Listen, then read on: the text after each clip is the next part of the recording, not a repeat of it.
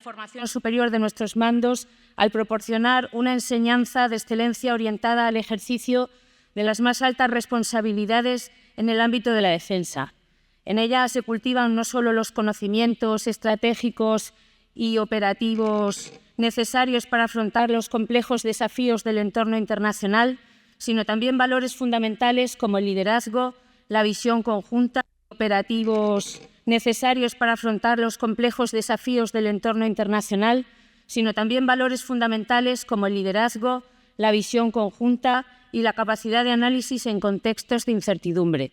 Su labor formativa, caracterizada por el rigor académico y la integración de perspectivas civiles y militares, contribuye decisivamente a preparar a quienes han de dirigir, asesorar y tomar decisiones claves en la seguridad de nuestro país.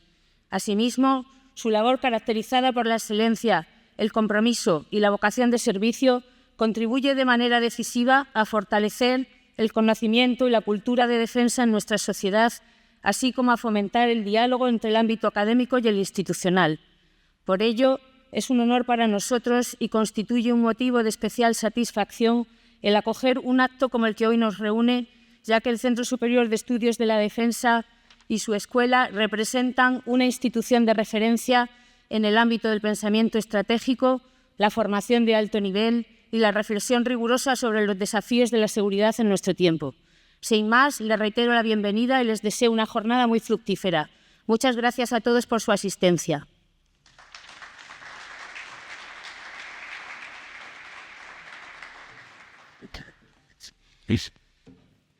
A continuación, tomará la palabra el excelentísimo señor Teniente General don Pablo Guillén García, director de la Escuela Superior de las Fuerzas Armadas. En general.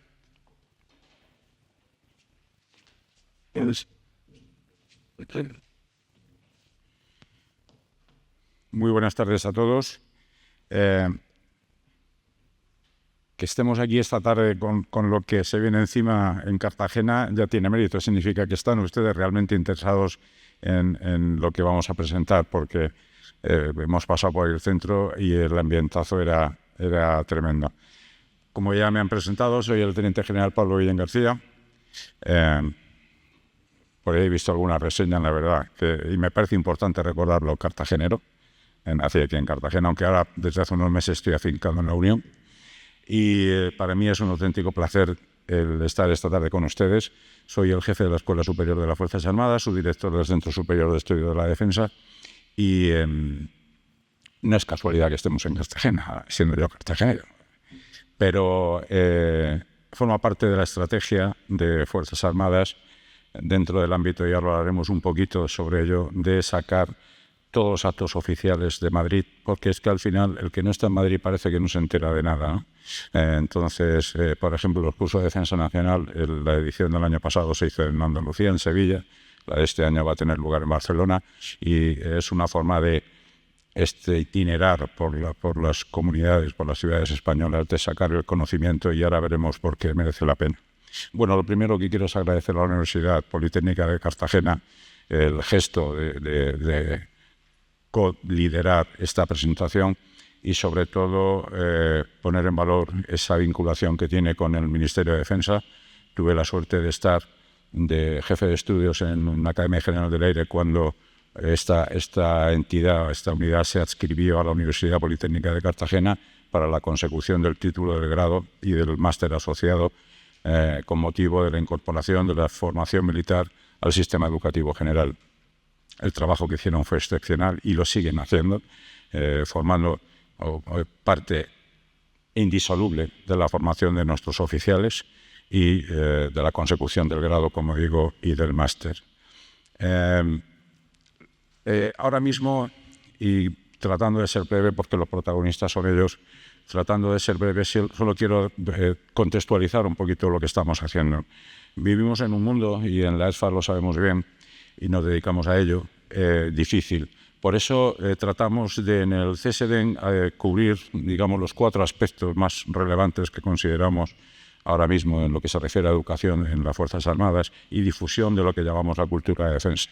Por un lado, el CSDEN está formado por el Instituto Español de Estudios Estratégicos. Cualquiera de ustedes tiene acceso a la web de esta entidad, donde hacen estudios sobre Asia Central, sobre Asia-Pacífico, Iberoamérica, África, estudios rigurosísimos de analistas, algunos en plantilla, otros que colaboran con el instituto, que merece la pena ver. Muchos de esos trabajos están traducidos al inglés y les animo a que busquen IEEE en Internet y si encuentran algún tema que les pueda interesar, seguramente alguno de ellos relacionados con el mundo de la inteligencia, si es eso lo que realmente les interesa, muy, muy apasionantes. Otra de las patas del CSDEN es el Departamento de Cultura y Diplomacia de Defensa, que se dedica básicamente a esto, a difundir la cultura de defensa dentro de los ámbitos más relevantes de la sociedad española, sea ámbito político, económico, social y empresarial. Hablamos un poquito de esto al final. A él acuden diputados, senadores, empresarios, CEOs de las grandes empresas de armamento españolas y diplomáticos, todo aquel que pueda estar interesado en la cultura de defensa. Luego hay un hermano pequeño que es la Comisión de Historia Militar, la CEISMI, que se dedica pues, a custodiar un poquito esa historia que en España tanto trabajo nos cuesta.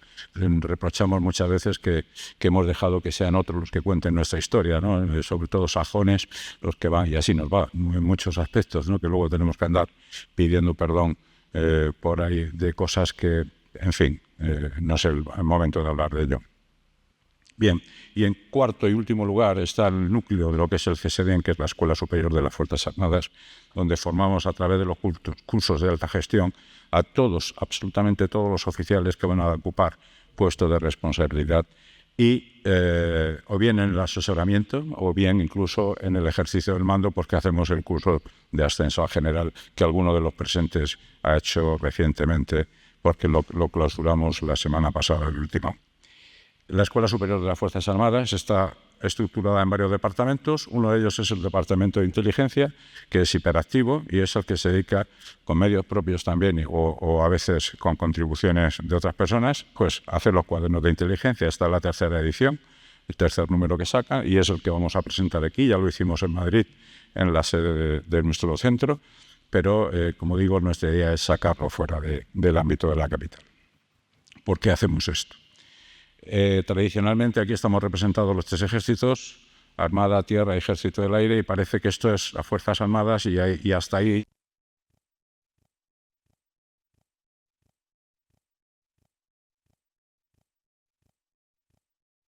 Llegamos con la defensa nacional, pero no es así. La defensa nacional lo estamos viendo ahora con el conflicto, empezamos a verlo en 2014, después con la invasión de Rusia a Ucrania, ahora con el conflicto de Gaza, después con el conflicto de Irán. El conflicto cada vez es más sutil, más híbrido y abarca más ámbitos de los que nosotros podemos pensar. No se refiere solo a Fuerzas Armadas. Hablamos del ámbito cognitivo, todas esas maniobras que hacen los países, las entidades, los malos, para influir en el pensamiento, en la mentalidad de las personas. Hablamos todo lo que es espacio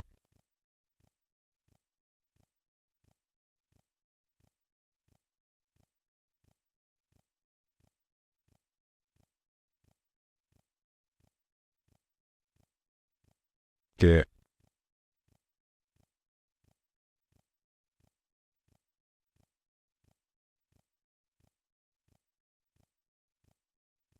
sin determinados satélites, pues se acabarían las operaciones de los cajeros, se acabaría Internet, se acabaría el mundo tal y como lo conocemos. Y estos ámbitos, junto con el terrestre, el marítimo y el aéreo, forman un bloque que, complementado con el ciber, que es el sexto dominio. En OTAN no reconocen los 6 dominios como lo hacemos nosotros, pero nuestro GEMAT, que tiene una visión cartagenero, no podía ser de otra forma, que tiene una visión muy clara de lo que es la defensa, sí que lo incluye en algo que tenemos que estar muy atentos a qué ocurre en el ámbito cognitivo, pero el ámbito ciber es incluso más sutil. Es decir, hay 3 ámbitos, lo que llamamos la zona gris, zonas híbridas, donde el conflicto se está desarrollando continuamente. Habrá quien piense, ¿estamos en riesgo de una tercera guerra mundial? Bueno, yo no sé si todavía habrá quien piense que si en esos ámbitos hay conflicto, esa tercera guerra mundial no es ya un hecho, ¿no? Es fácil encontrar estadísticas donde se refleja que España sufre miles de ataques cibernéticos cada día. Si consideramos el ámbito ciber como un ámbito que afecta a la seguridad nacional, podemos concluir que estamos en guerra. No quiero ser catastrófico, ni mucho menos. Son guerras sutiles, son guerras híbridas, son acciones malignas de las que no solo las fuerzas y cuerpos de seguridad a través del CITCO, del Centro contra el Terrorismo y el Crimen Organizado, el CNI con su centro criptológico, el Centro de Inteligencia de las Fuerzas Armadas, el CIFAS, los centros de inteligencia o de información, los servicios de información de los cuerpos de seguridad del Estado, incluidas las policías autonómicas. Es decir, hay mucha gente en España en este momento trabajando para que ustedes, la mayoría de nosotros, estemos seguros. Y si hay un aspecto que sea transversal a todos estos ámbitos es la inteligencia, sin ninguna duda. La inteligencia cubre cualquiera de los 6 ámbitos y es fundamental estar prevenido contra cualquiera de las amenazas que tenemos. Todo lo que se escriba, y no se escribe mucho, créanme, sobre inteligencia me parecerá poco, porque hay que mentalizar a todo el mundo. Igual que recibimos cartas del banco diciendo que no nos demos de alta en páginas web sospechosas, pues en el ámbito de la inteligencia ocurre continuamente, sobre todo en diferentes ámbitos mucho más relevantes, ¿no? De la empresa, de infraestructuras críticas, etcétera.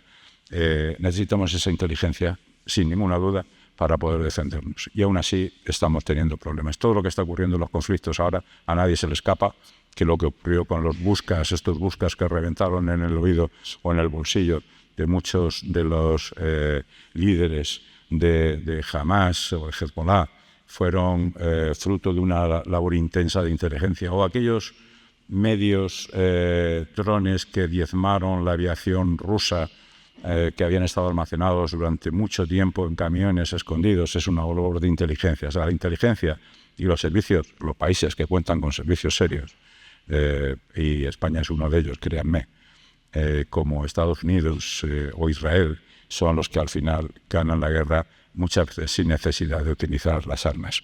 Por eso me gusta que esté el salón casi lleno, creo que es un tema apasionante. Estoy seguro que lo que nos tienen que contar los ponentes nos va a interesar a todos. Y bueno, he dicho que iba a hablar poco, pero es que me vengo arriba. Les agradezco de nuevo a la universidad, por supuesto, y a todos ustedes su asistencia esta tarde aquí a este acto. Y espero que sea ameno, estoy seguro de que lo será. Y por favor, si tienen preguntas, anímense, porque merece la pena. Al final, no es tanto lo que ellos cuenten, que también, como lo que ustedes quieran saber. Muchísimas gracias.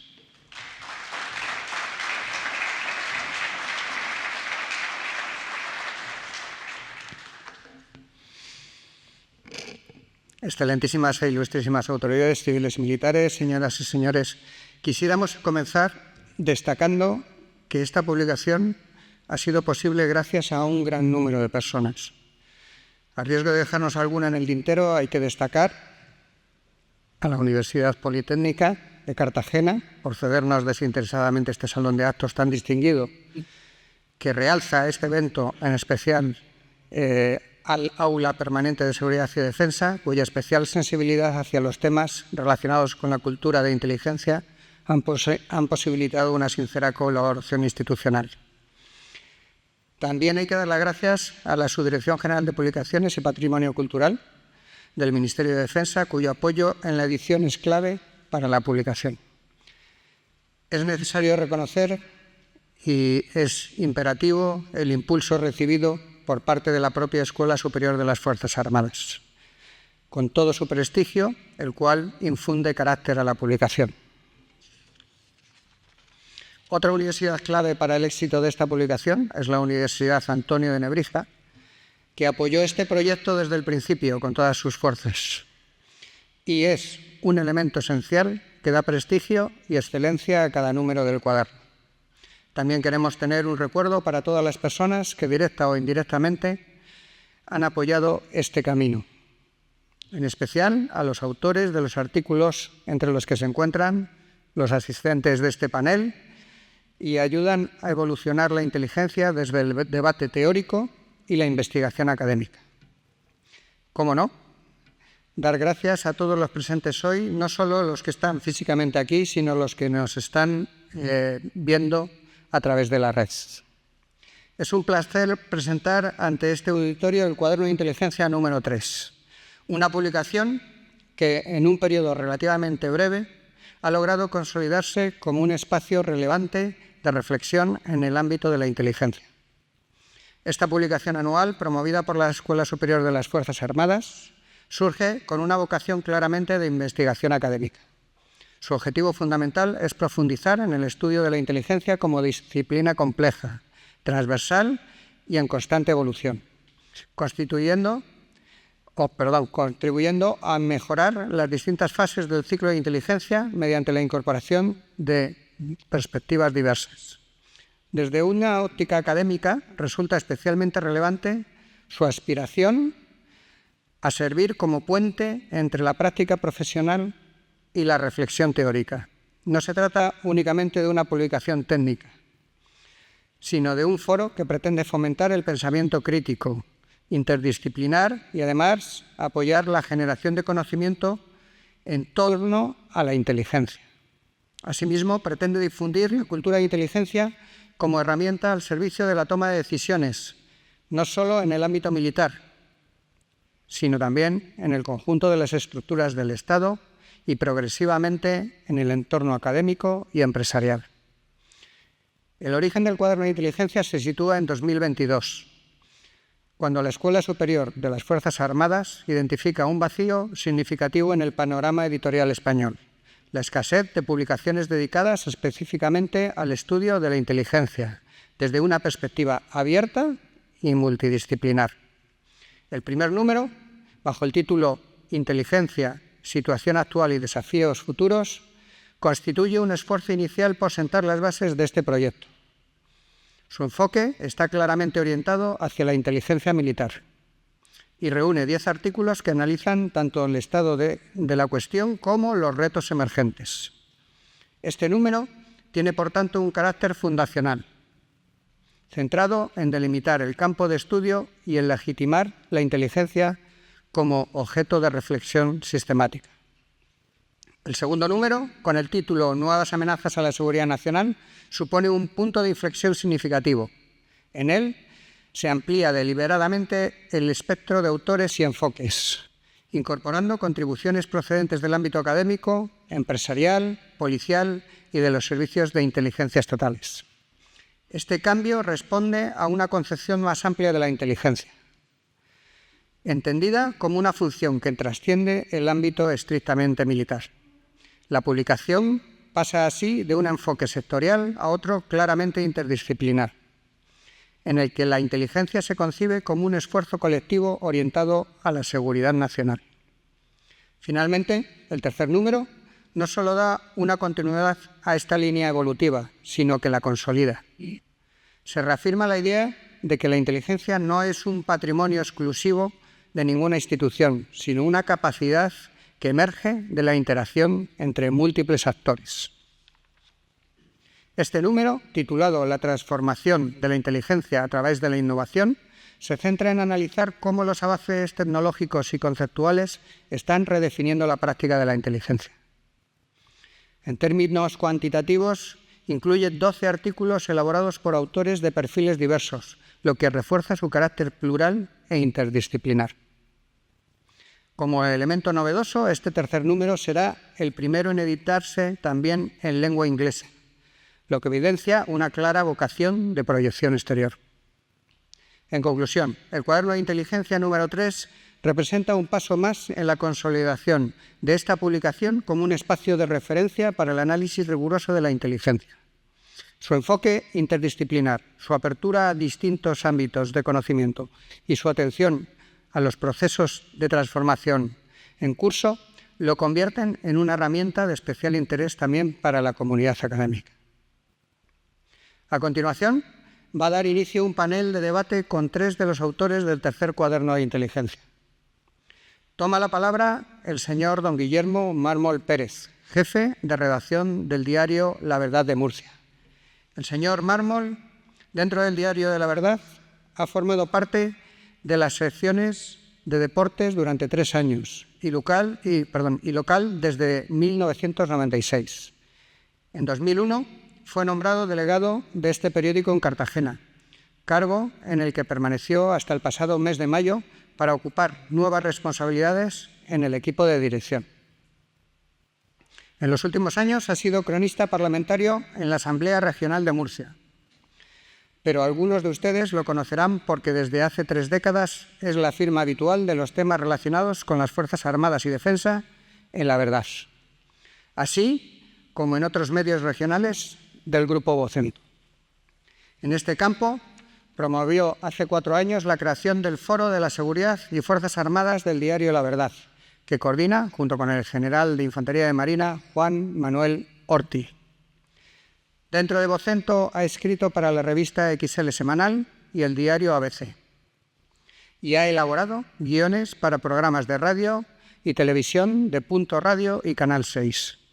Ha sido ponente, además, en seminarios y jornadas organizadas en la Universidad a Distancia, tanto de la Universidad de Murcia como en esta Universidad Politécnica de Cartagena. Señor Mármol, tiene la palabra. Muchísimas gracias, coronel, por su permiso general. Ante todo, buenas tardes. Para mí es un placer estar esta tarde aquí coordinando este panel con un tema verdaderamente apasionante. Apasionante porque, aunque es obvio, hay grandes similitudes entre el trabajo de un analista de inteligencia y un periodista, salvando las distancias, evidentemente, ¿no? Pero al final nos manejamos con una misma materia prima, que es la información.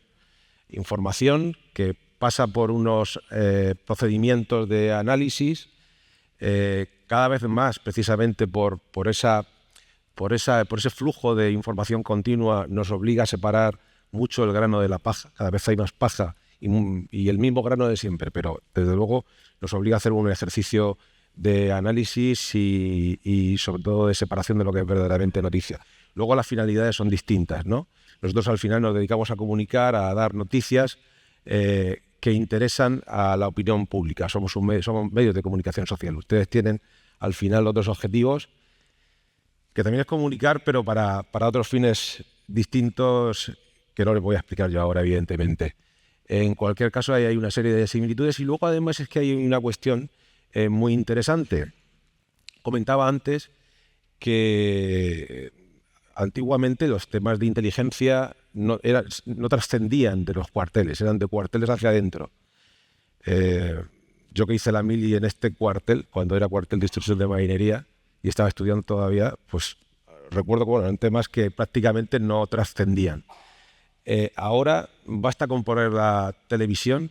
Esta tarde mismo ponía en casa un segundo la tele y estaban hablando ya de temas de inteligencia y de la aplicación de nuevas tecnologías, de la inteligencia artificial, de los conflictos que hay entre empresas de nuevas tecnologías y los gobiernos que están en guerra, de los países que están en guerra.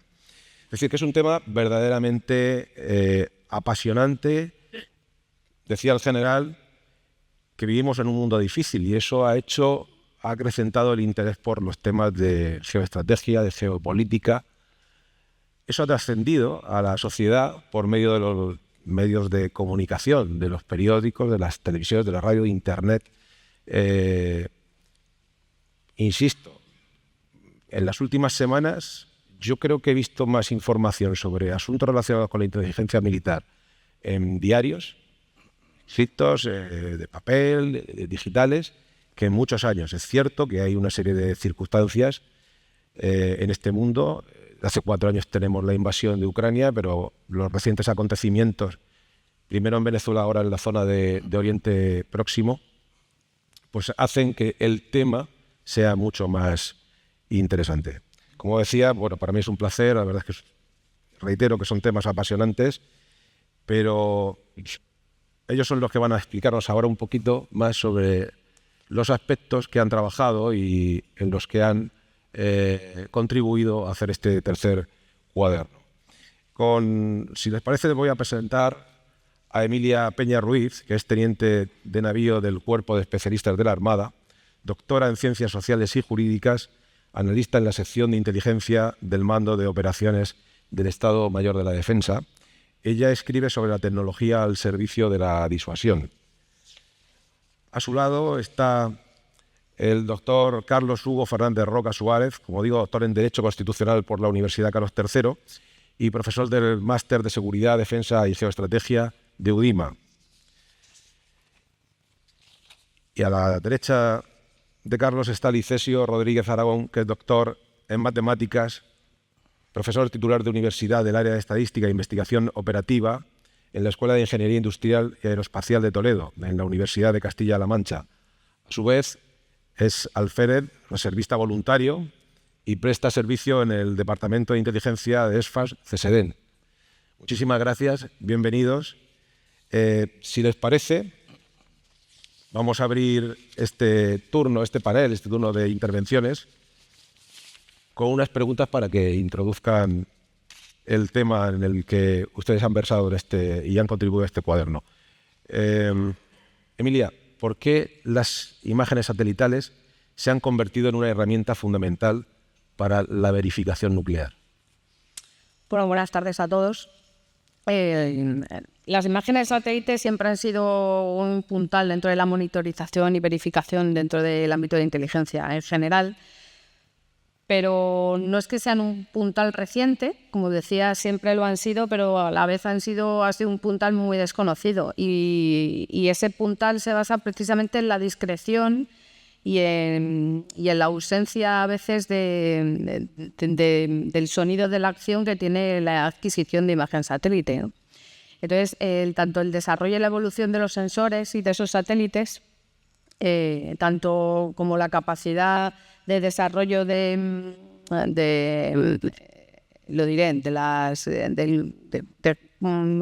poner en órbita varios satélites que forman constelaciones, eso le permite a los estados hacer una monitorización mucho más constante, más silenciosa, y a pesar de que la disuasión y también las tecnologías para la ocultación y para el soterramiento de las instalaciones trabaja en contra de esa verificación, esa capacidad que nos da, o ese salto cualitativo que nos dan las imágenes satélite, pero sí permite hacer cosas en remoto sin necesidad a veces de plantear operaciones de verificación, que el Organismo Internacional de la Energía Atómica los ha tenido siempre, pero a veces no es fácil. De hecho, Irán, que es un país que está ahora mismo en casi todos los telediarios, en las televisiones, es un país que no lo ha puesto fácil en ese sentido, y la monitorización desde el espacio no le ha servido al ámbito de no proliferación para hacer avances donde se creía que no se podían hacer avances.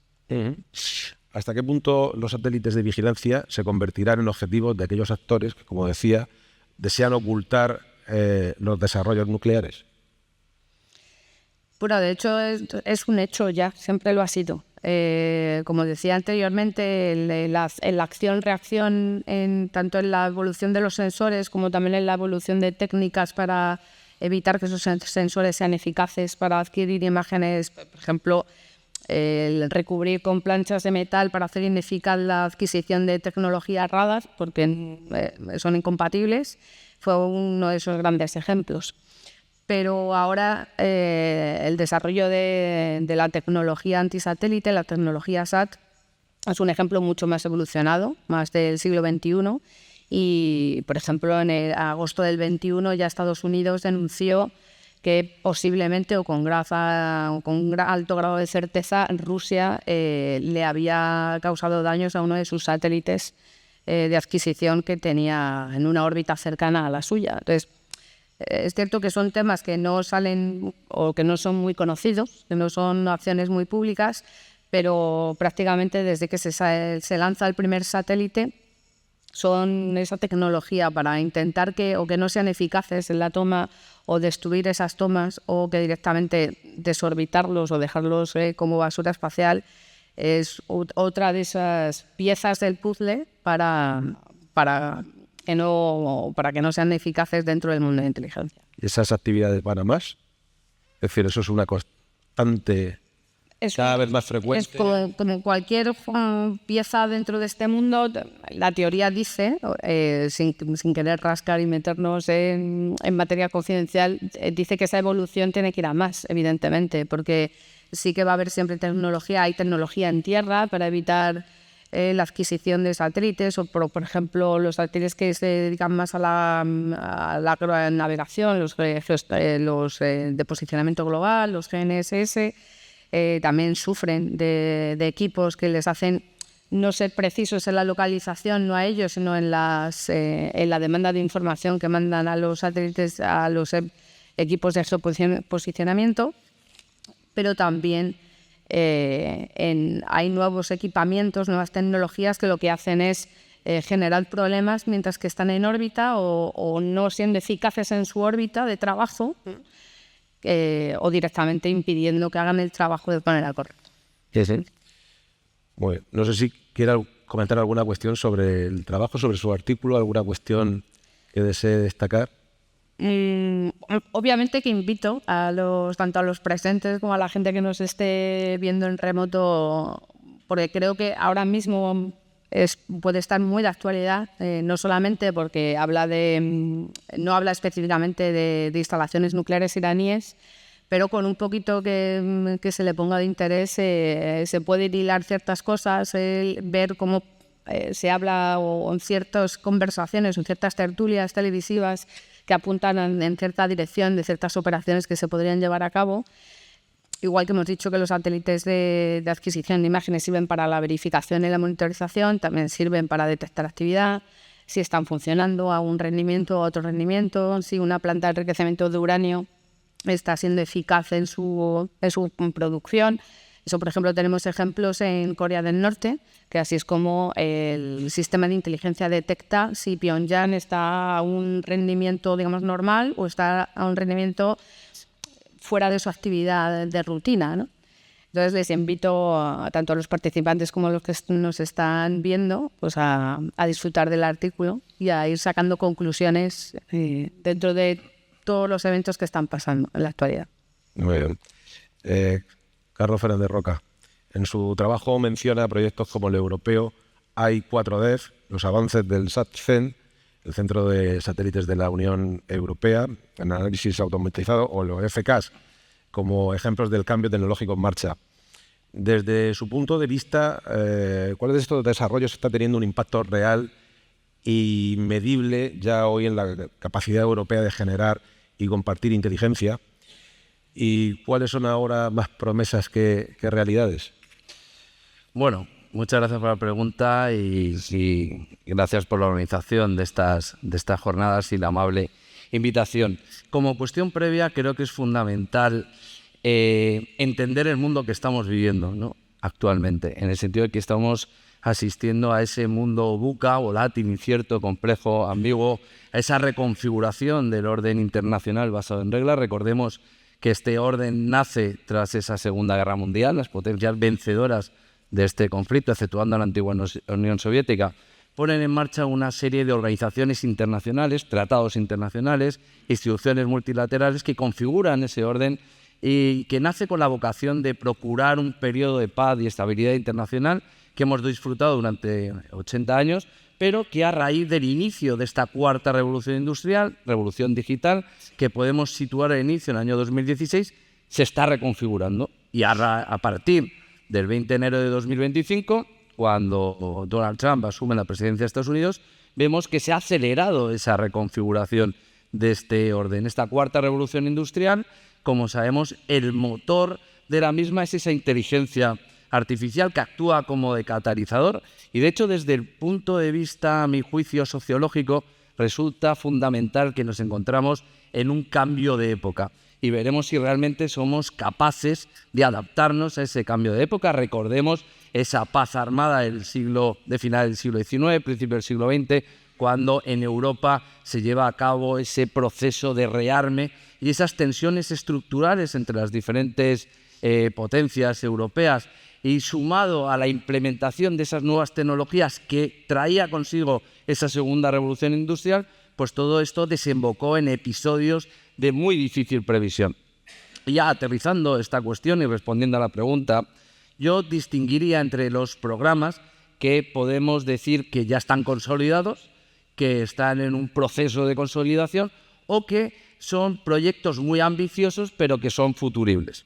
Y el ejemplo tangible y real lo encontramos en el Centro de Satélites de la Unión Europea, que se encuentra ubicado en la base aérea de Torrejón, aquí en España, y que, como sabemos, se dedican a analizar esa información geoespacial, ese tratamiento de imágenes. Y obviamente no estamos ante una hipótesis de futuro, sino que constituye una capacidad operativa real que forma parte de esa estructura de seguridad y defensa de la Unión Europea, debido a que tiene más de 30 años el SACEN de servicio. Recordemos que nace en el año 1992 y que forma parte o se incorpora como agencia europea en el año 2002.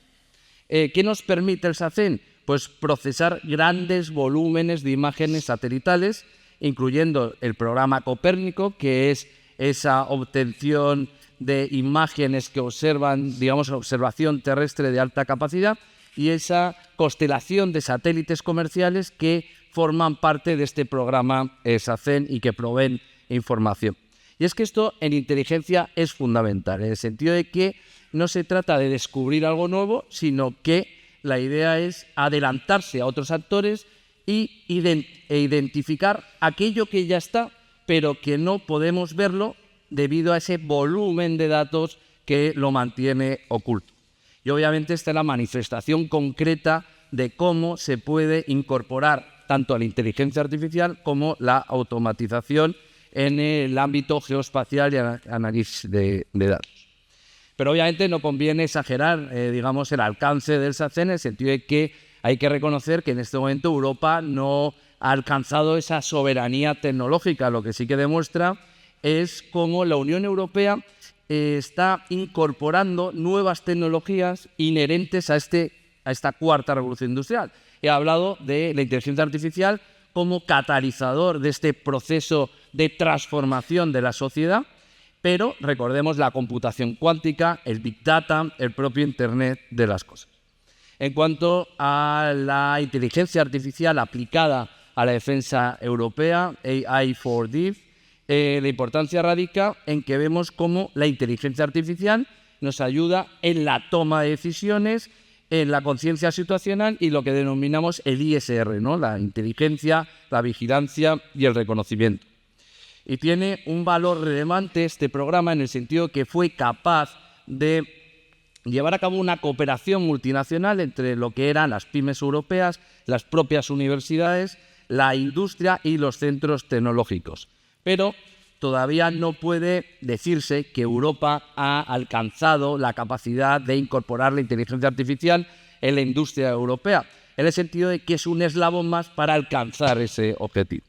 Y concretamente, este programa de incorporación de inteligencia artificial en la industria de defensa está desarrollando una plataforma en la nube que es capaz de integrar algoritmos de inteligencia artificial para, por ejemplo, en la obtención de imágenes que recibimos de los UAV de los vehículos aeronaves no tripulados. Un proyecto que es un futurible muy ambicioso sería el FCAS, ¿no? El Futuro Sistema Aéreo de Combate. Es probablemente el proyecto más ambicioso de la Unión Europea, pero ilustra, a mi juicio, digamos, de forma clara la diferencia o la distancia que hay entre ambición estratégica y la realidad operativa, en el sentido de que estamos hablando de un proyecto que el prototipo se espera que pudiera estar operativo en el año 2040. En Estados Unidos estamos hablando del F-47, un programa que está desarrollando Boeing, esa plataforma de sexta generación que incorpora esos enjambres de drones, que permite automatizar la toma de decisiones, pero que el proyecto americano en 3 años puede estar disponible. De ahí vemos una de las vulnerabilidades de la industria de defensa europea, en el sentido de que si un prototipo está en el 2040 y el otro está en el 2028, pues vemos esa pérdida de atractivo en la competencia de la industria europea. Pero si a esto le sumamos que el liderazgo en este momento lo tiene Francia, y por fuentes abiertas sabemos que entre Francia, Alemania y España, pues hay unas ciertas tensiones en el sentido de que Francia quiere adquirir una cuota de representación que en principio no le corresponde, y esto pone sobre la mesa otra de las grandes vulnerabilidades que tiene Europa, que es esa diferentes intereses estratégicos en las propias potencias. Y ya para cerrar la pregunta, la verdad que el verdadero desafío, a mi juicio, en Europa no es plantear grandes proyectos muy ambiciosos, sino realmente ser capaces de traducir eso en, digamos, en capacidades operativas reales. Sí. Carlos, otra cuestión es que la guerra de Ucrania ha acelerado algunas de las cuestiones que usted analiza en su trabajo, en su artículo. ¿Estamos ante un verdadero punto de inflexión estratégico para Europa o existe el riesgo que pasada esta urgencia, pues bueno, reaparezca esa dependencia y la falta de ambición en materia de inteligencia y de defensa? Bueno, yo en el artículo analicé el conflicto en Ucrania, que todos conocemos del año febrero de 2022. Obviamente, ahora mismo hubiese analizado también el conflicto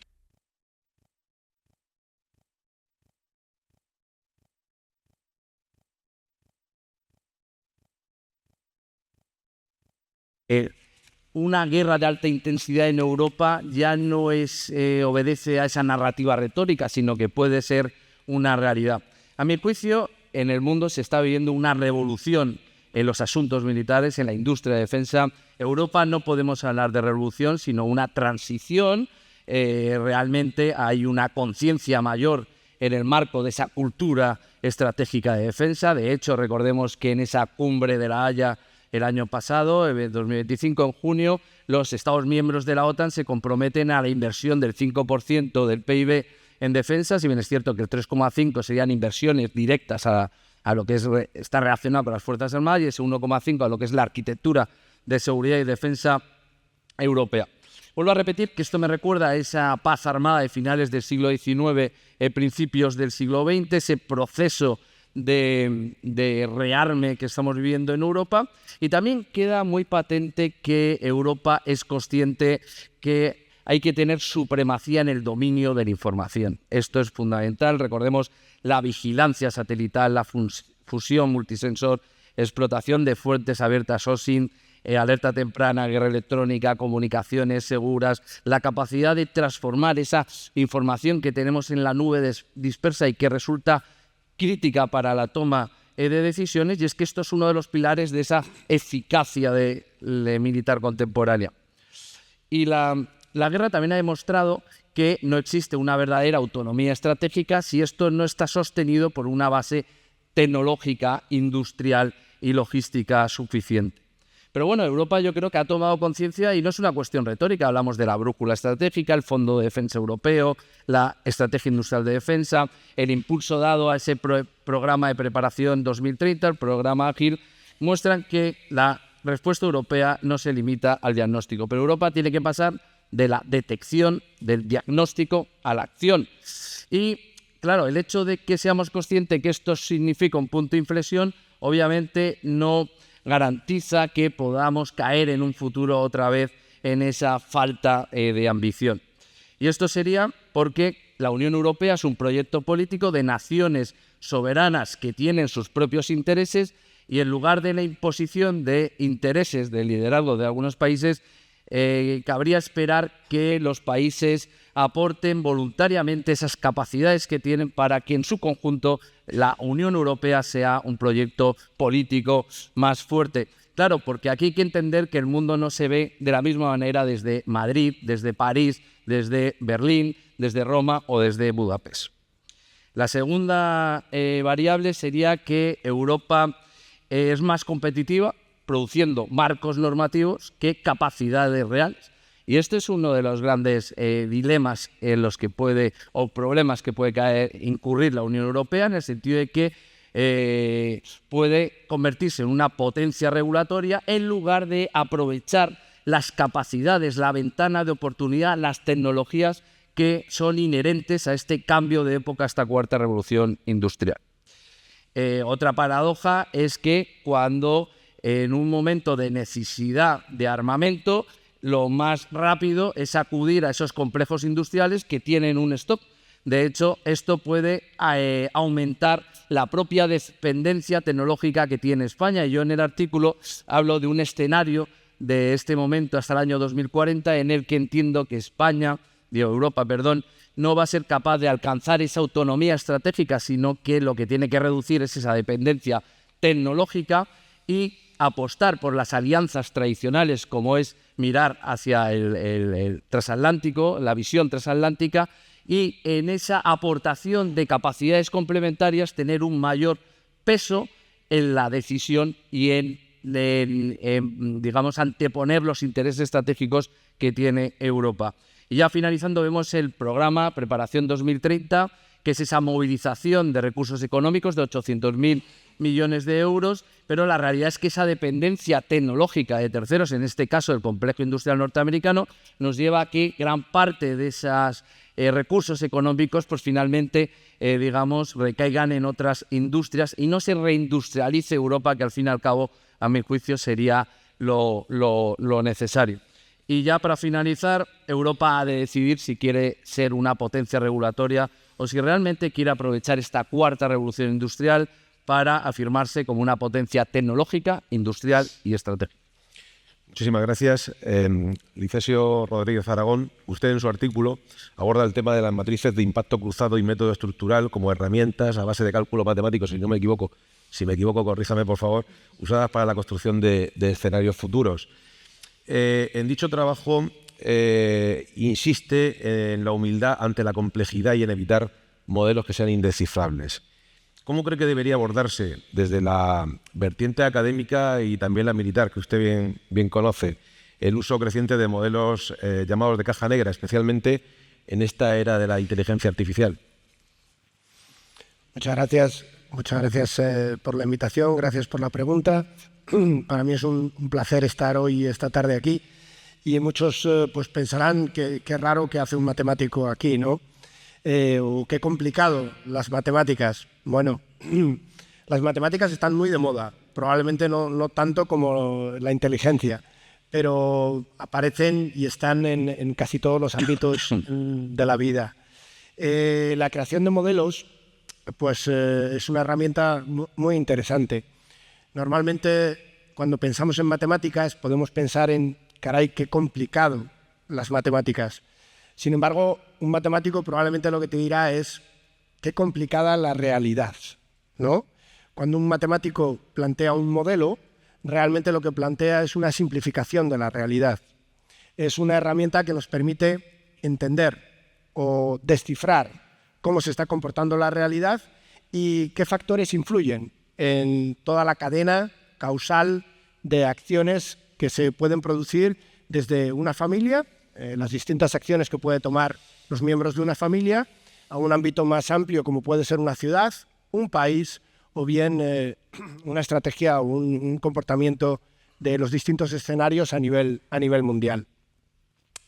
Las matrices de impacto, que son las que yo desgrano en el trabajo, surgen en los años 60 en un juego de mesa. En un juego de mesa que distribuye una compañía norteamericana por un aniversario y a modo de juguete. Esto, bueno, pues era un juego de mesa en el cual pues, se planteaba un escenario y los distintos jugadores podían intervenir y de alguna manera buscar su beneficio, influyendo con unos créditos que tenían, la influencia del azar, etcétera, etcétera. Esto cae en manos de científicos en el Instituto de Estudios Políticos de París, en la corporación RAND, en el ámbito científico de la inteligencia, y se desarrolla una metodología que hoy en día utilizan los analistas de inteligencia para construir escenarios futuros y saber cómo influyen los distintos factores entre sí. La modelización tiene que ser sencilla. Los modelos tienen que ser sencillos. Los modelos tienen que ayudarnos a entender la realidad. Cuando un analista trabaja con un modelo complicado que no entiende, lo más probable es que termine cometiendo un error y, bueno, pues ya está cometiendo un error, porque como bien decía George Box, todos los modelos son falsos, todos. Cuando nosotros nos enfrentamos a alguien y alguien te dice, no, el modelo nos dice, bueno, cuidado, porque el modelo es una simplificación. El mismo Box pues era un científico que la Segunda Guerra Mundial le sorprende sin haber terminado sus estudios de química en Londres y es captado por el ejército británico y pues pasa a la Segunda Guerra Mundial en una estación experimental, en una estación científica, donde él mismo se da cuenta que necesita herramientas y la herramienta fundamental que él necesita, pues Box en los años 40 es el análisis de datos. Él tiene grandes cantidades de datos en la Segunda Guerra Mundial ya, y tiene que tomar decisiones y desconoce las matemáticas, desconoce la estadística y tiene que estudiárselo. Algo muy parecido a lo que ocurre en el Instituto de Estudios Políticos en París, algo muy parecido a lo que ocurre con la corporación RAND, y bueno, pues es de alguna manera una forma de reivindicar la presencia del mundo científico en la toma de decisiones y en el ámbito de la inteligencia. Sí, sí. Como matemático y a la vez como reservista voluntario, como comentábamos antes, ¿qué oportunidades ve en la colaboración científico-militar y desde su punto de vista qué aporta un mundo al otro y en qué áreas cree que esta cooperación pues tendría un impacto especialmente valioso? Muchas gracias por la pregunta. Para mí es un gusto poder hablar de mi experiencia personal, porque ¿qué hace un profesor universitario? Pues dar clase e investigar. A eso es lo que nos tenemos que dedicar. En un momento dado surge la oportunidad de participar como reservista voluntario en las Fuerzas Armadas. Esto no es fácil ni es vox populi, la mayoría de los civiles desconocemos absolutamente que tenemos la capacidad, incluso el derecho constitucional, de defender a nuestro país. Yo quiero agradecer desde aquí al Departamento de Inteligencia, que me ha acogido con los brazos abiertos, a la Escuela Superior de las Fuerzas Armadas, que es un lugar maravilloso donde cada vez que me activo pues me reciben, y al Centro Superior de Estudios de la Defensa Nacional, la oportunidad de poder llevar el ámbito académico a las fuerzas y cuerpos, a las Fuerzas Armadas, ¿no? Para mí es una oportunidad no solamente trabajar en la docencia en mi universidad, sino poder colaborar pues, tanto en el ámbito de la inteligencia como en la docencia en los cursos de altos estudios que se imparten en el CSDEN. Yo creo que no se trata de militarizar la universidad, ni tampoco se trata de transformar el ejército en un ejército de científicos, sino que se trata de establecer sinergias, establecer un lenguaje común. Los científicos sabemos muy bien que los lugares donde más fácil es desarrollar nuevos conocimientos es entre las fronteras de las distintas disciplinas. Cuando un médico se sienta con un matemático y lo primero que tienen que hacer es ponerse de acuerdo en un lenguaje común, que no es fácil, ¿eh? Cuando tienes que hablar humildemente, intentando explicar al otro lo que tú llevas muchísimos años estudiando, y tienes que explicarle cómo puedes colaborar y cómo tus herramientas pueden ayudar, ¿no? En el ámbito de las Fuerzas Armadas, pues yo creo que la colaboración científica puede provocar multitud de sinergias, puede provocar avances, puede ayudar. Los científicos, con nuestra capacidad de análisis, con nuestro raciocinio, con nuestro análisis crítico, podemos aportar todas estas herramientas a las Fuerzas Armadas. ¿Y qué es lo que nos pueden aportar las Fuerzas Armadas? Pues algo muy interesante que nosotros en el mundo universitario habitualmente no tenemos, que son problemas reales, problemas de gran interés, problemas que tienen restricciones y que nos restringen ese campo científico en el cual a los académicos nos gusta correr con total libertad y decir, no, tú ahora tienes que venir aquí a resolverme este problema que tiene estas condiciones muy claras, ¿no? Para hacer eso, pues nos tenemos que sentar. Yo suelo aprovechar la oportunidad cuando le imparto clase en los cursos de altos estudios, pues decir, tocar en la puerta. Cuando tengáis un problema, no tengáis miedo en tocar en la puerta de la universidad. ¿A qué universidad? Pues a la vuestra, ¿no? A la más cercana. Gracias a Dios, en España tenemos una gran amplitud de campus universitarios y yo creo que es una oportunidad, y desde aquí, pues, de alguna manera quiero reivindicarlo. El mundo universitario está tremendamente deseoso de resolver problemas, no de investigar en ciencia fundamental, que es muy necesaria, sino en resolver problemas aplicados, ¿no? Y bueno, pues desde aquí quiero volver a hacer un llamamiento a que no nos tengan miedo desde las Fuerzas Armadas y que nos inviten, se sienten con nosotros, intentemos comunicarnos, que ya lo sé que no es fácil. Muchísimas gracias. Abrimos aquí el turno de preguntas. Tenemos un auditorio muy cualificado, seguro que hay muchas cuestiones que ustedes quieren abordar, alguna curiosidad, alguna cuestión también que quieren plantear. Pueden hacer además las preguntas con total libertad, es decir, la cuestión es de la respuesta, ¿no? Como yo me decía antes, esto Así que no sé si hay inicialmente... Pues adelante, tenemos la primera pregunta. El problema aquí es manera de tirar. Y vamos a ver esto mucho para que hoy decir nada. Chas. ¿Viene sin informe?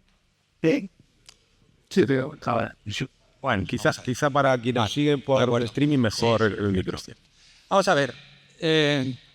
Guerra híbrida y guerra. Zona gris no es guerra. Ahora hay una guerra y Estados Unidos tiene una zona gris. Varias. ¿De acuerdo? Países revisionistas salen en el principio del siglo XXI. Y son los 4. ¿Vale? ¿Por qué he nombrado esto? Ya en la iniciativa multicapas que terminamos sobre el año 18, 19, ya incluso se publicó en Global Strategy cómo meter en línea de operaciones las diferentes funciones, no estrictamente militares. Y a nivel estratégico, es decir, es político, ahí no entramos. Y en el nivel táctico, tampoco. Eso es un poquito por un lado. Pero por otro lado, a mí tengo la impresión, cuando también estudiamos el Multidomain Operation, incluso el mando control multidominio, que la inteligencia, y eso es la pregunta final, estratégica, operacional y táctica, se están juntando. Cuando se habla de cualquier sensor mejor efector, es decir, yo estoy en una nube, no puedo comunicarme, sale el dato inmediatamente con inteligencia artificial o sin ella hay un medio, el más idóneo, que me produce una acción. Estamos entrando en una ruptura, con estos 2 ejemplos solamente, una ruptura de la tradicional escalonamiento estratégico, operacional y táctico cuando hablamos de inteligencia, incluso con otras funciones. Muchas gracias.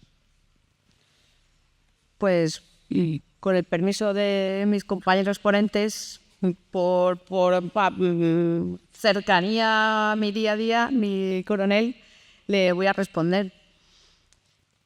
No creo que estemos rompiendo la distancia. Creo que, si acaso alguna vez se malentendió que existía una distancia, y le voy a explicar la respuesta. La información, el dato, bueno, hay una de las primeras cosas que ahora en los nuevos cursos de inteligencia, tanto en el superior como en el segundo de TRAI, lo que se le dice a los alumnos es que hay que distinguir entre el dato, la información y la inteligencia. Yo doy por hecho que los presentes y los que nos están escuchando asumimos que tenemos claro que dato no es información y la información no es inteligencia. Pero la inteligencia es la misma. Lo que es diferente es la aplicación de esa inteligencia y el uso que se hace de inteligencia y el producto de inteligencia que se genera para el ámbito estratégico, para el ámbito operacional y para el ámbito táctico.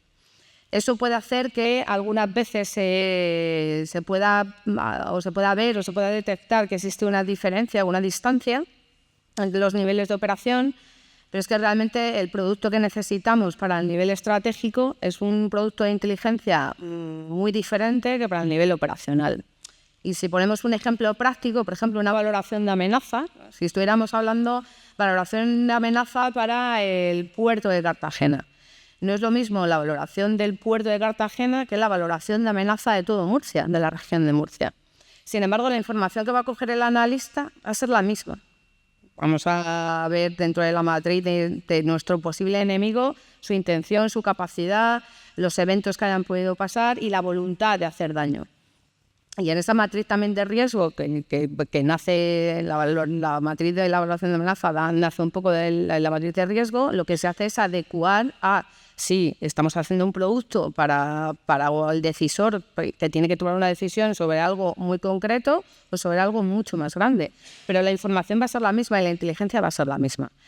¿Qué pasa? Que ahora también al tener varios dominios donde se producen varias acciones al mismo tiempo y durante el curso de esas acciones de conflicto, esas distancias desaparecen y esos productos muchas veces también se entrelazan entre ellos, con lo cual hay veces que esa distancia puede parecer muy grande, pero otras veces las cuales la distancia hace que se entrelacen y estamos jugando casi en dominios que permean uno con el otro.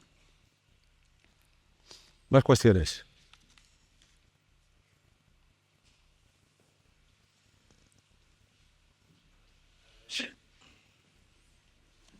Le daré el micro, coronel. Buenas tardes, soy el coronel José Ángel de Alcerán, jefe del Regimiento de Artillería Interior número 73, de aquí de Cartagena. Y quería preguntarles por el riesgo que hay cuando utilizamos inteligencia artificial para hacer productos de inteligencia, ya que esa información, la seguridad no está garantizada y se corre el riesgo de que lo que estamos intentando proteger lo estamos dejando más, produciendo un riesgo, un peligro de que pueda ser utilizado por actores enemigos, adversarios, híbridos o como queramos llamarlo. ¿Cómo se lucha para evitar que la inteligencia artificial, en vez de ayudar a la inteligencia, vaya totalmente en contra de ella? Gracias. ¿Quién recoge ese guante? ¿Teseo? Bueno, a ver, los grandes modelos de lenguaje que estamos utilizando hoy en día, los grandes modelos de lenguaje que nosotros les pasamos unos documentos y nos hace un resumen, nos extrae las conclusiones principales, pues son modelos tremendamente complejos. ¿Cómo funcionan? Bueno, pues conocemos de forma parcial cómo funcionan, pero tienen un comportamiento que llamamos en matemáticas de caja negra. Realmente no sabemos cómo están tomando esas decisiones. Nosotros lo que hemos hecho ha sido entrenar esos modelos para que realicen determinadas acciones. Cuando nosotros usamos esos modelos, estamos entregándonos a la persona que los entrenó, que los diseñó con un objetivo, y tenemos que ser conscientes de eso. El otro día me preguntaban a mí, ¿cómo puedo hacer para que un modelo sea crítico conmigo y no sea pues complaciente, ¿no? Dejando de pagar, dejaréis de pagar. Cuando tú pagas por un servicio y el cliente o el que te vende el modelo lo que quiere es que sigas comprando el modelo, él va a ser complaciente contigo, ¿no? Incluso aunque tú le pidas explícitamente que sea crítico, pero al final sí, tienes toda la razón, voy a ser crítico contigo, te voy a seguir dando la razón. Hay un problema y es que no podemos ser dependientes de estos modelos, ¿vale? Por eso el espíritu crítico es fundamental. Probablemente hoy en día leer mucho y ser capaz de leer y de volver a leer va a ser cada vez más importante. Hoy en día empezamos a tener todos miedo a nivel de voy a ser sustituido realmente. A mí como docente, bueno, pues el conocimiento que yo transmito en el aula es por todos conocido, está en la literatura. ¿Cuál es mi trabajo? Representar, intentar captar la atención de los alumnos, intentar comunicar de forma correcta. Esto lo va a poder realizar pues, un avatar, un holograma, ¿no? Y probablemente va a poder hacer los chistes con mucha más gracia que yo. ¿Qué tipo de trabajos van a ser insustituibles? Bueno, pues vamos a ser insustituibles cuando seamos expertos en lo nuestro hasta el punto de que seamos capaces de verificar que aquello que la inteligencia artificial ha generado es correcto, ¿no? Va a haber muchos procesos automáticos que se van a ver sustituidos por inteligencia artificial, pero va a haber otros procesos que van a aparecer nuevos que van a ser verificadores, ¿no? Y para ser un verificador hay que ser un experto. Luego vamos a necesitar formarlos. ¿Cómo podemos protegerlos? No hay protección posible. Es decir, la protección es teniendo muchísimo cuidado cuando uno utiliza un modelo de lenguaje y tener muy claro que este modelo te lo están vendiendo. Tener en cuenta que las grandes empresas que utilizan los modelos de inteligencia artificial están entrenando sus propios modelos en sus propias máquinas separadas de la nube, ¿no? Eso debería de estarlo haciendo el ejército, debería de estar realizando una formación, igual que está haciendo una formación en drones, en construcción, en vuelo, deberíamos de estar generando nuestros propios equipos y entrenando nuestros propios modelos y aprendiendo a funcionar con ellos. Es la mejor protección ante los modelos, tener tu modelo. Bueno, de todos modos, voy a complementar la respuesta. Afortunadamente, a día de hoy, el análisis de inteligencia no está automatizado por la inteligencia artificial. Sí hay una serie de herramientas que ayudan, sobre todo a esa parte que ya hablaba antes de separar el dato de la información, sobre todo para aliviar la carga del analista, porque el mayor problema que tiene ahora mismo el analista de inteligencia es la intoxicación. Aunque como un analista de inteligencia puede trabajar con material clasificado y contrastado, y fuentes contrastadas, pero también maneja muchas fuentes abiertas. Entonces hay muchas veces que hay que contrastar y no toda la información a veces que llega, aunque venga por canales oficiales, se tiene que dar por palabra de ley, siempre hay que contrastar esa información. Pero a lo que dice Licesio,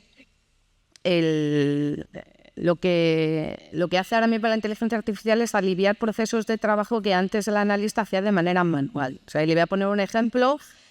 Para no tocar ningún tema sensible, pues me remito a mi tesis doctoral. Yo utilicé la teoría de juegos en mi tesis doctoral para analizar las implicaciones o el dilema del prisionero que existía entre Estados Unidos e Irán desde prácticamente el año 2002. Todo eso que a mí me costó hacer como durante 6 o 7 años, que llegaba a una conclusión, que era que dentro de ese dilema del prisionero era un juego no cooperativo, que no había, evidentemente era un juego que simplemente conducía a una situación de guerra, donde además siempre los escenarios conducían a una serie de decisiones, que era que muy probablemente Irán no iba a cambiar su decisión de seguir evolucionando en su programa nuclear, a menos que hubiera otra serie de cambios, con lo cual te reducía mucho el campo de acción, porque era siempre dentro de la tarta de acción, tenemos que tirar por aquí. Pues basándonos en ese ejemplo, lo que hace ahora mismo la inteligencia artificial es aliviar toda esa carga de procesos que antes pues, podían llevarle una semana de trabajo a un grupo de analistas y ahora pues, pueden ser una cuestión de horas. Pero los últimos pasos siempre son humanos, a día de hoy. Más cuestiones. Adelante, por favor. Hola, buenas tardes. Primero de todo, agradecerles al CSDEN que pudieran pues, salir de Madrid y explorar otras ciudades y atravesar la cultura de defensa en todo el territorio español, que siempre es bienvenida. Segundo de todo, quería destacar que justo los ponentes, los ámbitos de especialidad y un poco recoger la reflexión de don Licesio, en este caso que tenemos a una doctora en Ciencias Sociales, a un periodista, a un doctor en Derecho Constitucional y a un matemático. Y quería rescatar una reflexión sobre todo de la última y apoyada con la pregunta de la inteligencia artificial, en el cual que usted plantea la universidad o los límites entre las áreas de conocimiento, ¿no? En mi caso en particular igual, soy militar, graduado en ciencia política también, pues ciencias sociales y la defensa, ¿no? En su experiencia personal, por ejemplo, aunque podría dirigir a cualquiera de los tres la pregunta, usted que es reservista voluntario y a la vez profesor de universidad, quería plantearle una reflexión. ¿Qué opina usted en el caso de, se habla siempre, pues aquí se ha atendido la conversación a las capacidades, la tecnología, pero detrás de la inteligencia artificial siempre hay un humano detrás, y ese humano también es un humano con sus sesgos cognitivos, con su experiencia vital, etcétera, etcétera, y que aparte no es conocedor de todo. Es decir, pues un matemático tendrá una especialidad en concreto, pero limitaciones en otro sentido. En el caso nuestro, orientado hacia la defensa, donde cada vez, digamos, la guerra convencional desincentiva menos y cada vez se necesita un perfil más híbrido, ¿cómo cree usted que debería de manejar una política de personal, en su experiencia personal, una política de personal relativa a formar a militares, es decir, a partir del CSDEN y de las educaciones universitarias, para un escenario que cada vez le pide conocimientos más híbridos, es decir, no solo conocimientos matemáticos y de análisis, sino también capacidad de pensamiento crítico, capacidad de discernir lo que es verdad y lo que no, y de coger cajas negras que no toman, es decir, que toman decisiones y que no entendemos muy bien cómo, e integrarlas dentro de nuestra necesidad de defensa. ¿Cómo cree usted que sería un buen modelo de defensa en ese sentido? Gracias. Bueno, muchas gracias por la pregunta. A ver, yo creo que es muy aventurado. Yo puedo expresar qué tipo de cosas creo que son interesantes para formarse. Yo tengo mi sesgo, que es un sesgo matemático, ¿no? Entonces, bueno, yo creo que es fundamental despertar la curiosidad. Despertar la curiosidad. En muchos ámbitos y en ámbitos muy variados. Creo que las Fuerzas Armadas tienen un programa de formación maravilloso. Creo que incluso envidiado en muchos ámbitos civiles, en muchas profesiones civiles. Los militares son tremendamente apreciados por su formación y todos lo sabemos, ¿no? El mundo académico, el mundo de las universidades, pues tiene también otros planes de formación, y yo creo que lo que podemos hacer es intentar buscar nuevos conocimientos, ¿no? y salirnos de lo habitual, probablemente, ¿no? Ahora mismo, incluso lo he mencionado antes y lo hemos mencionado, el mundo de los drones. El mundo de los drones es un boom que está produciéndose en la guerra de Ucrania, que está produciéndose en el ámbito de la seguridad, en el ámbito de la defensa. El mundo de los drones conlleva ciencia de los materiales, en el momento en el que yo puedo imprimir las estructuras prácticamente en el sótano de mi casa o en un garaje. Conlleva una capacidad de electrónica muy importante, en el momento en el que yo puedo adquirir los chips y los componentes electrónicos, cámaras, sensores, motores, baterías. Conlleva inteligencia artificial y matemáticas, en el momento en el que yo puedo programar y añadir capas de inteligencia artificial a estos dispositivos. Y conlleva habilidades humanas que no están todavía exploradas. Realmente un piloto de drones no tiene nada que ver con un piloto habitual, ¿no? Es más bien, y lo sabemos por la experiencia de Ucrania, es más bien un jugador de ordenador, un joven que tiene una capacidad de control de joysticks y de orientarse en un entorno lejano y que solamente percibe a través de un visor o de una cámara o de una pantalla, ¿no? Entonces, realmente estas cosas, pues probablemente la universidad, y lo digo como académico, debería de hacer un esfuerzo por formar gente en estas disciplinas. Las Fuerzas Armadas creo que deberían de hacer un esfuerzo por formar gente en estas disciplinas. Para hacer eso, pues hay que abrir mente y hay que formar personas para nuevos trabajos y nuevas disciplinas que vienen, ¿no? Entonces es algo muy parecido a lo que todos vivimos. Todos tuvimos una máquina de escribir en casa y desapareció, ¿no? Entonces hay que prepararse para lo que viene detrás. No hay que tener miedo, pero hay que prepararse. Pues muchísimas gracias por la respuesta. Lamentablemente no tenemos tiempo de más. Nos quedamos con muchas preguntas en el tintero. Ha sido todo un placer tenerles esta tarde aquí. Emilia Peña Ruiz, que como he dicho antes, es teniente de navío del Cuerpo de Especialistas de la Armada, doctora en Ciencias Sociales y Jurídicas, analista en la sección de inteligencia del Mando de Operaciones del Estado Mayor de la Defensa. También muchísimas gracias Carlos Hugo Fernández Roca Suárez, que es doctor en Derecho Constitucional por la Carlos III y profesor del Máster en Seguridad y Defensa y Geoestrategia de UDIMA. Y también al profesor Licesio Rodríguez Aragón, doctor en Matemáticas, titular de universidad en el área de Estadística e Investigación Operativa de la Escuela de Ingeniería Industrial y Aeroespacial de Toledo de la Universidad de Castilla-La Mancha, además de alférez reservista voluntario que se activa anualmente en el Departamento de Inteligencia de ESFAS CSD. Muchísimas gracias, un placer. Todo suyo, coronel. Muchas gracias, señor Mármol. Muchas gracias a los ponentes. Tiene la palabra el general director de la Escuela Superior de las Fuerzas Armadas.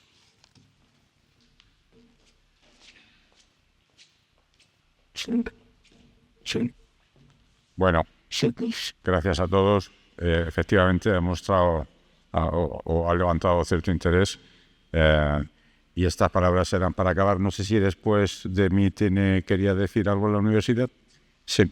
Bueno, me parece fascinante todo lo que pasa aquí, pero voy a tardar un minuto porque quiero referir un hecho histórico que sí que me parece fascinante y que es perfectamente aplicable a lo que hemos hablado aquí. No es, si recordáis, y perdonad que os sulte, el físico matemático, el meteorólogo famoso que había en los años 60 en Estados Unidos, Edward Lorenz, que creía haber descubierto la fórmula que regía, fórmula matemática, que regía la meteorología en el mundo, ¿no?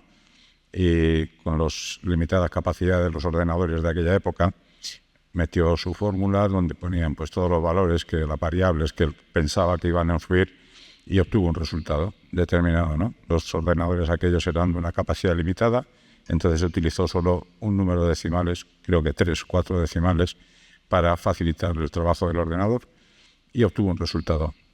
se fue y ya sin prisa, estaban urgiendo, y ya sin prisa añadió 1 o 2 decimales más y se sorprendió con que el resultado era totalmente diferente. Estamos hablando de decimales. Se dio cuenta que una pequeña variación de un decimal, de un tercer, cuarto decimal en una cifra, nuestro compañero matemático sabrá de lo que estoy hablando, era capaz de alterar el resultado final, lo que dio lugar al conocido efecto mariposa, la teoría del efecto mariposa, que el vuelo de una mariposa en Texas era capaz de crear un huracán en Asia, ¿no? por esa variación tan ínfima en las condiciones. Pues yo creo que el efecto mariposa es un poco lo que se aplica actualmente a la situación actual geopolítica, sobre todo. Nadie podía pensar que un decimal como Trump iba a subvertir el orden internacional en la forma que lo ha hecho, porque no deja de ser un decimal en lo que es el devenir histórico. Trump hace unos pocos años no existía y dentro de unos pocos no existirá. Igual que los líderes políticos de determinados países o determinados actores internacionales son decimales. Son decimales, pero son decimales que tienen un peso tremendo en el devenir de nuestra historia. Y lo que nosotros tenemos que hacer es conseguir prever el efecto de ese cuarto, quinto, sexto y los decimales que hagan falta para estar prevenidos. Pero no es fácil. No es fácil. Intervenimos todos los actores. La universidad tiene un papel muy relevante con su conocimiento. La industria española tiene que ponerse las pilas. Es fundamental. Por lo que hablaba antes uno de los ponentes, en Europa estamos muy por detrás de lo que necesitamos. Ha habido cierta pereza, probablemente consecuencia de estar bajo el paraguas de países con mucha más inquietud o muchas más necesidades en el tema de defensa. Pero bueno, para eso estamos aquí, para despertar conciencias, para buscar quintos y sextos decimales y hacer lo que podamos pues para que no tanto nosotros como nuestros hijos y nuestros nietos puedan vivir en el sitio que a nosotros nos gustaría que vivieran. Muchas gracias y cedo la palabra a la universidad.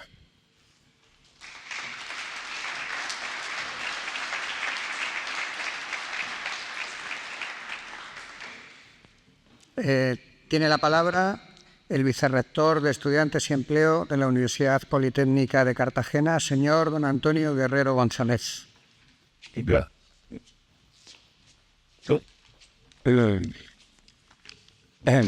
Excelentísimas autoridades civiles y militares, general y almirante, señoras y señores, buenas tardes a todos. Bien, llegamos al final de esta interesante jornada en el que se nos ha ofrecido un espacio de reflexión rigurosa y de intercambio de conocimiento sobre un ámbito tan relevante y actual como la inteligencia en el contexto de la seguridad y defensa. Bien, a lo largo de esta tarde pues hemos tenido la oportunidad de profundizar de la mano de expertos de primer nivel en cuestiones de gran interés: el papel de la tecnología en la disuasión, en la innovación en la disuasión, aspectos fundamentales metodológicos del análisis estructural o la evolución de la inteligencia en el ámbito europeo en la era digital. Bien, tal como reconoce el propio cuaderno que hoy se presenta, estos enfoques reflejan la creciente complejidad de los desafíos estratégicos contemporáneos y las necesidades de abordarlos desde perspectivas multidisciplinares.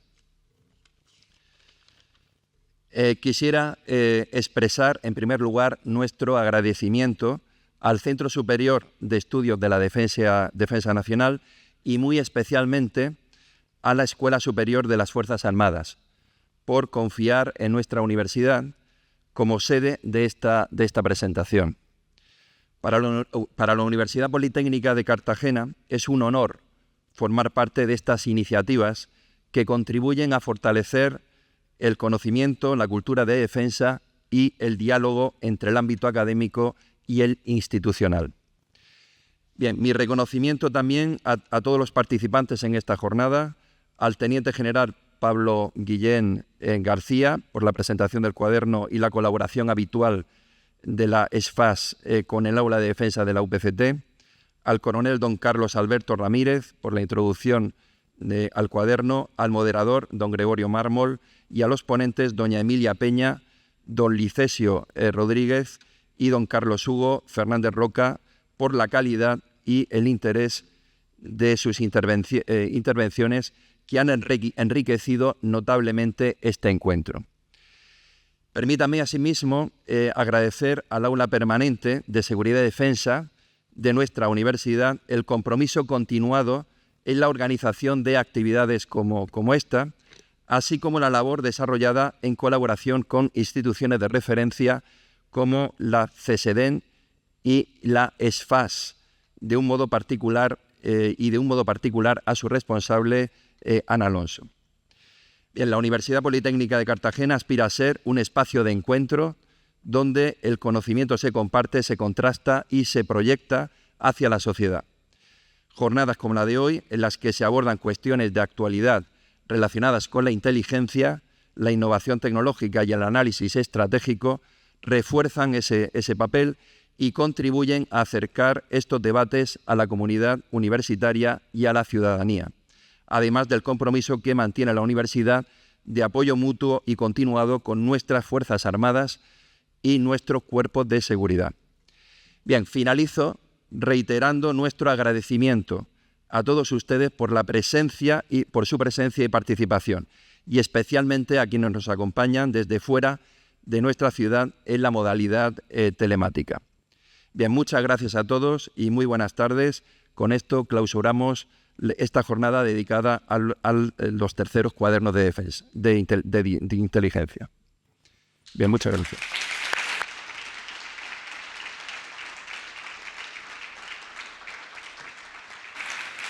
Yeah.